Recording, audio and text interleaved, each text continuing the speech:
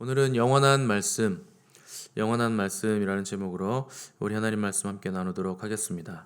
이 시편 19편은 하나님께서 인간에게 주신 두 개의 계시에 대해서 노래하고 있는데 일반 계시인 자연과 또 특별 계시인 율법에 대해서 노래하는 또 지혜시요 찬양시라 이렇게 말씀을 드렸습니다. 어떤 학자는 자연은 하나님이 우리에게 주신 큰 책이다 이렇게 얘기했고, 성경은 하나님이 우리에게 주신 작은 책이지만 구원의 지혜가 담겨 있는 특별하고도 유일무이한 책이다 이렇게 정의를 내렸습니다.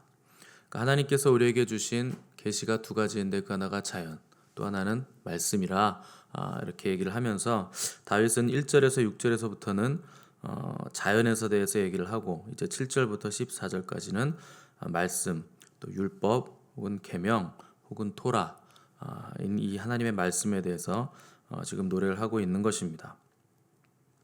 7절 보시면 여호와의 율법은 완전하여 영혼을 소생시킨다 이렇게 말씀에 대해서 시작을 했는데, 여기서 율법이 완전하다 했을 때 완전이라는 단어가 히브리어로 타밈입니다. 몇 번 말씀을 드렸는데 타밈이라는 단어는 온전하다, 완전하다, 또 흠이 없다 이런 뜻입니다. 이 타밈이라는 단어가 하나님께 사용되는 경우가 대표적으로 노아와 아브라함이다 이렇게 말씀을 드렸고, 노아는 당대 의인이요 완전한 자다 할 때 타밈이 쓰였고, 아브라함에게 하나님이 나타나셔서 너는 내 앞에서 완전하라 이렇게 명령하셨을 때도 타밈이라는 이 완전이라는 단어가 쓰였습니다. 우리가 완전이라는 단어를 접하게 되면 위축되죠. 우리가 완전할 수 없는 존재들이기 때문에 완전해야 된다, 노아는 완전했다, 너는 완전하라 이렇게 말을 들으면 괜히 위축되는데, 우리가 하나님의 완전과 우음을 생각하기 때문에 자꾸 위축되는 것입니다. 그럴 필요가 전혀 없습니다. 이 타밈이라는 단어가 사람에게 사용될 때는 너는 변하지 말아라 라는 뜻입니다. 한결같아야 된다 라는 뜻입니다.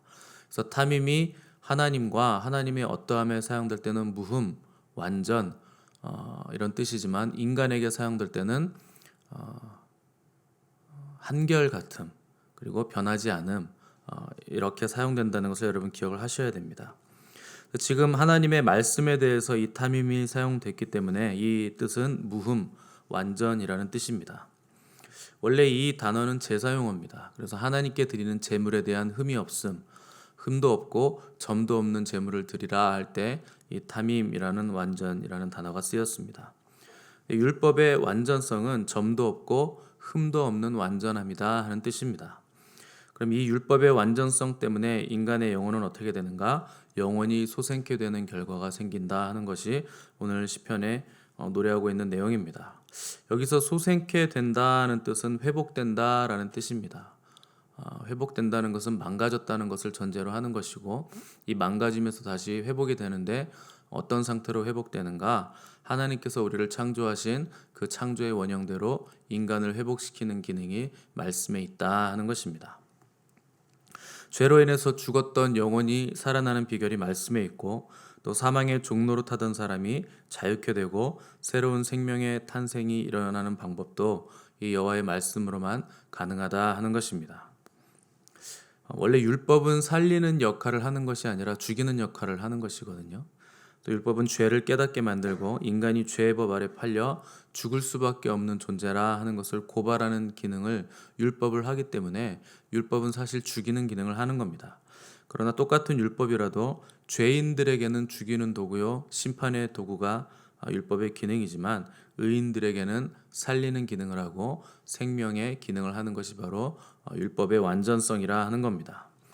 그래서 베드로는 너희가 거듭난 것은 썩어질 씨로 된 것이 아니요 썩지 아니할 씨로 된 것이니 살아있고 항상 있는 하나님의 말씀으로 된 것이라 이렇게 기록을 했습니다. 우리가 거듭나게 된 이유는 하나님의 말씀 때문에 거듭나게 됐다 하는 것입니다. 세상의 모든 것은 다 썩는 것입니다. 음식도 놔두면 부패하고 물질도 놔두면 썩어 사라지게 되는데, 세상에 어떤 것도 원래 없었던 것이기 때문에 그 유한성을 보여주면서 다 썩고 사라진다 하는 것입니다. 그래서 세상의 그 어떤 것도 우리를 영원한 존재로 만들어줄 수 있는 것은 없습니다. 그래서 세상의 것을 붙잡으면 그것이 사라질 때 우리도 같이 사라진다 하는 것이 성경의 주장입니다. 그럼 인간이 어떻게 영원한 존재가 될 수 있는가? 오직 썩지 아니하는 영원하신 하나님의 말씀을 붙잡을 때, 그 말씀을 붙잡는 사람만이 말씀과 함께 영원을 누릴 수 있는 존재가 된다 하는 것입니다. 7절 하반절 보시면 여호와의 증거는 확실하여 우둔한 자를 지혜롭게 한다 이렇게 썼습니다. 여기서 우둔한 자를 지혜롭게 한다 하는 말은 판단력을 준다 하는 뜻입니다. 지혜가 판단력이거든요. 인생은 판단과 선택의 연속이기 때문에 우리가 어떤 판단을 내리고 어떤 선택을 하느냐로 인생의 결이 하늘과 땅으로 갈라지게 되어 있습니다. 근데 사람이 바른 판단과 바른 선택을 하는 열쇠가 뭔가? 바로 여호와의 말씀입니다. 인생에서 가장 중요한 것, 사람이 가질 수 있는 것 중에서 가장 가치 있는 것을 꼽으라면 여러분들은 무엇을 꼽을 수 있겠습니까? 제 생각엔 아마 지혜가 가장 인간에게 있어서 가치 있는 것일 거라고 저는 생각을 합니다. 우리가 어떤 사람을 따르고자 할 때, 어떤 사람을 본받고자 할 때, 뭐 그 사람이 돈이 많거나 그 사람의 차가 좋거나 뭐 집이 좋거나 하는 것은 1차적인 문제고, 우리가 어떤 사람을 추종하는 이유는 그 사람의 지혜 때문에 대부분 그 사람을 추종하고 배우고자 하고 따라가려고 하는 것입니다. 근데 지혜를 얻을 수 있는 가장 좋은 방법은 사람을 따르는 것이 아니라 여호와의 말씀을 읽고 묵상하고 깊이 그것들을 숙고할 때 우리가 참된 지혜를 얻게 되는 것입니다. 그것을 8절에서는 다른 말로 표현했는데 여호와의 계명은 순결하여 눈을 밝게 한다 이렇게 표현을 한 것입니다. 눈이 밝아진다는 것이 바로 지혜를 얻게 된다 하는 뜻입니다. 그래서 사탄이 에덴 동산에서 인간을 유혹할 때 그것을 먹으면 너희 눈이 밝아 하나님과 같이 될 거다 이렇게 유혹을 한 것입니다. 그만큼 인간은 눈이 밝아지는 것, 지혜를 얻기에 굉장히 강한 욕망을 가지고 있다 하는 뜻입니다. 그런데 선악과를 따먹은 인간은 눈이 밝아진 것이 아니라 오히려 눈이 어두워졌습니다. 하나님의 계명을 어기지 않고 순종했으면 자연스럽게 눈이 밝아지게 돼 있었는데 이 사탄의 말을 들음으로 해서 형광등 불빛 같은 희미한 그 밝음만을 얻게 된 것입니다. 그것이 바로 인간의 이성입니다. 원래 하나님이 인간에게 주신 지혜, 그것은 굉장히 신적이고 총체적인 지혜였습니다.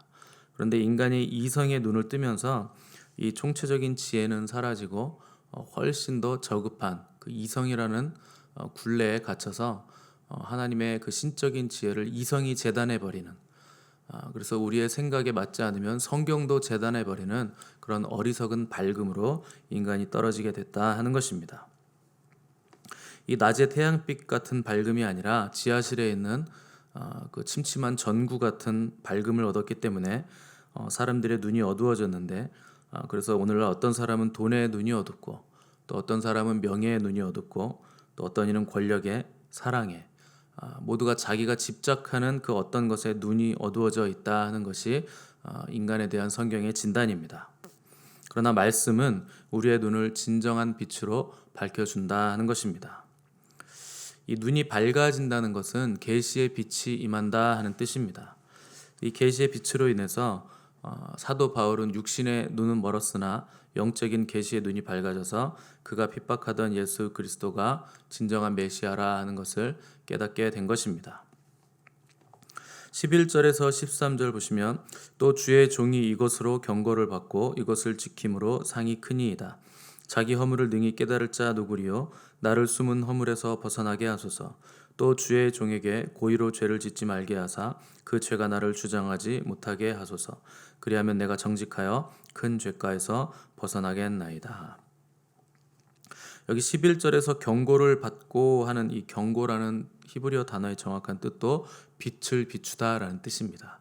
그러니까 내가 빛으로 비침을 받고 이것을 지킴으로 상이 큽니다. 이런 뜻입니다. 그러니까 경고란 뭔가 하나님의 말씀이 빛이 우리 영혼을 비추는 것이 바로 이 말씀이 우리에게 주는 경고입니다. 이 경고가 임하면 사람은 자기 허물, 특히 이 숨은 허물과 고의로 지은 죄에서 벗어나게 된다 이렇게 쓰고 있습니다. 여기 숨은 허물이란 말은 길을 잃다라는 뜻인데 모르고 지은 죄를 말하는 것입니다. 이게 허물은 모르고 짓는 죄거든요. 그리고 고의로 지은 죄란 건 알면서도 짓는 죄. 그것은 완고하고 교만해서 짓는 완악한 죄를 말하는 겁니다. 하나님은 교만하고 완악해서 죄를 짓는 자들은 대적하시고 죄 가운데 그냥 내버려 두심으로 인해서 은혜를 입을 수 없게 만드는데 그것이 바로 고의로 짓는 죄입니다. 그 말씀이 하는 일은 뭔가 우리가 알고 지은 죄와 우리가 몰라서 길을 잃어서 짓는 숨은 허물들을 다 드러나게 하셔서 그것으로부터 벗어나게 해주는 것이 하나님의 말씀이 우리 영혼에 비춰질 때 하는 일이라 하는 것입니다. 말씀은 그토록 소중하고 귀하고 우리에게 생명을 주고 우리를 죄에서 벗어나게 하는 가장 귀한 것입니다. 그래서 10절을 보시면 금 곧 많은 순금보다 더 사모할 것이며 꿀과 송이꿀보다 더 달도다 라고 이렇게 기록을 해 놓은 것입니다. 정금은 세상에서 가장 귀중한 것을 얘기하는 겁니다. 그런데 다윗은 세상에서 가장 많은 재산을 가져봤던 사람인데 이 세상의 모든 재물을 다 합쳐도 하나님의 말씀에는 비길 수 없다 하는 것이 다윗의 고백입니다. 또 꿀이란 뭐냐? 벌집에서 자연스럽게 흘러넘치는 이 덩어리 꿀인데 이건 팔레스타인 지방에서만 나오는 꿀입니다. 그래서 압살롬이 길을 가다가 피곤할 때 지팡이로 이 꿀을 찍어서 먹었다 했는데 바로 이게 덩어리 꿀입니다. 이 꿀은 팔레스타인 지방에서는 즐거움과 기쁨을 상징하는 표현입니다. 그러니까 다윗이 하나님의 말씀을 금이나 꿀과 같은 상징으로 표현한 이유는 율법이 그에게 금과 꿀 같은 가치와 즐거움을 주기 때문에 이렇게 표현을 한 것입니다. 그래서 이 율법을 밤낮 묵상하고 이 말씀을 즐거워했던 다윗은 14절에서 나의 반석이시요 나의 구속자이신 여호와여 내 입의 말과 마음의 묵상이 주님 앞에 연락되기를 원하나이다 이렇게 고백을 했습니다. 자기가 하는 모든 말, 하는 생각, 그 마음의 모든 묵상들이 하나님 앞에서 온전하게 연락되기를 원한다 하는 것입니다. 세상에 존재하는 피조물 중에 오직 인간만이 입으로 말을 하는데 우리가 입으로 내뱉는 모든 말이 하나님 앞에 항상 합당한 것은 아닙니다. 그런데 우리의 입술의 말이 하나님 앞에 연락되기가 합당해지려면 어떻게 해야 되는가? 하나님의 말씀을 날마다 깊이 묵상하고 상고할 때 생각과 마음과 말까지도 하나님 앞에 연락될 수 있다 하는 것입니다.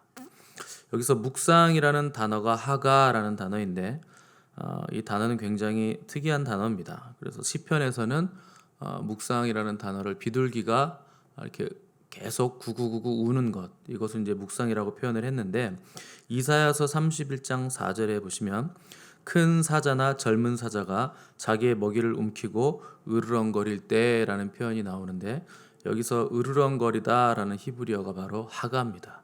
이게 묵상하다라는 뜻입니다. 그러니까 굉장히 배고픈 사자가 먹이를 보고 흥분해서 달려들어서 그 뼈에 붙은 고기를 뜯고 핥고 또 물고 맛을 계속 음미하면서 삼킬 때 나오는 그 으르렁거림이 바로 묵상하는 소리라 하는 뜻입니다. 그러니까 우리가 말씀에 대한 우리의 태도가 어때야 되는가? 이 젊은 사자가 굶주림으로 인해서 그 고기를 핥고 뜯고 삼키는 것처럼 말씀을 향한 굶주림으로 달려들어서 맛보고 삼키며 깊이 생각하는 것이 우리의 말씀에 대한 우리의 태도여야 된다 하는 것이 오늘 시인의 고백입니다. 그런 사람의 말과 마음의 묵상이 주님 앞에 연락된다 하는 것입니다.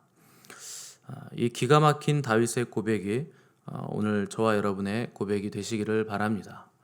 말씀을 사랑하는 것이 굶주림같이 사자가 짐승을 보고 달려드는 것 같이 여러분들 말씀을 사모하시고 그 말씀에 대해서 굶주려 하시기를 간절히 바랍니다.